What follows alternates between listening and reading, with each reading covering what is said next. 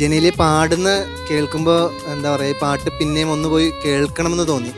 അത് ആക്ച്വലി ആ പാട്ടിലേക്ക് നമ്മളെ കൂടുതൽ അടുപ്പിച്ചു.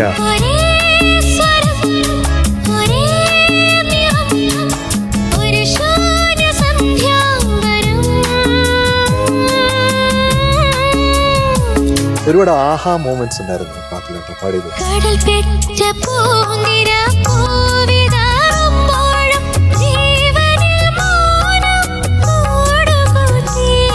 വളരെ മനോഹരമായിട്ട് അത് എന്താ പറയാ, അത് ഹാർട്ട് ടച്ചിങ് ആയിട്ട് അത് നമുക്ക് അത് ഫീൽ ചെയ്യുന്ന പോലെ പാടുന്നുണ്ട്. This was your best.